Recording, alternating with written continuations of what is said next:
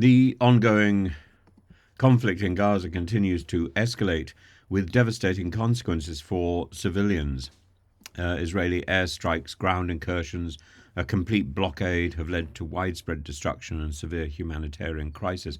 In central Gaza City, an Israeli airstrike targeted a residential building today near the historic El Samra bathhouse, killing members of the Siam family, including 2 women and a child, and rescuers have reported difficulties in retrieving bodies and providing aid because of the relentless bombardment.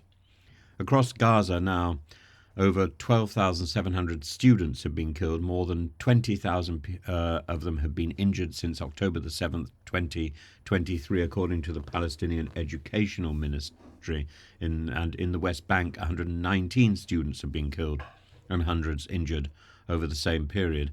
The Israeli military has laid siege today to the Indonesian hospital in northern Gaza, deploying dozens of vehicles around the facility, and health officials are urgently calling for international intervention to protect medical staff and patients in the ongoing violence. And the hospital's isolation underscores the wider challenges facing Gaza's healthcare system, which is severely strained under constant attacks and shortages of essential supplies.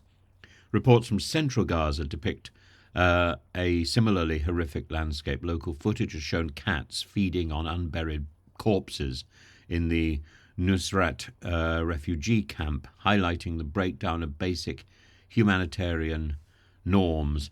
And first responders have been unable to access many areas because of the Israeli military operations, the airstrikes, the drones, the ground forces, leaving bodies strewn in the streets and survivors without aid. The Gaza-based media officers condemned what it describes as horrific war crimes following the Israeli incursion into Nusrat, and military operations there involved 17 tanks, other vehicles supported by drones and airstrikes, further devastating the area. The humanitarian situation in Gaza is bleak. The blockade has cut off access to essential resources, including food, water, electricity, and medical supplies.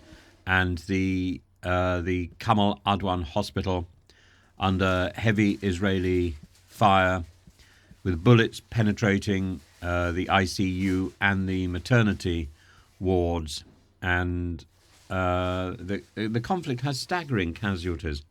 Beyond Gaza, violence in the West Bank has also intensified, with students and civilians particularly among the victims, and the international community faces mounting pressure to intervene. But efforts to secure ceasefires or humanitarian corridors have so far been unsuccessful. The situation in Gaza requires an immediate solution. It reflects a catastrophic loss of life, escalating violence, a deepening humanitarian disaster, and urgent measures are needed to ensure the protection of civilians, medical facilities, and aid workers. But the outlook remains bleak as military operations and politicians are determined to continue.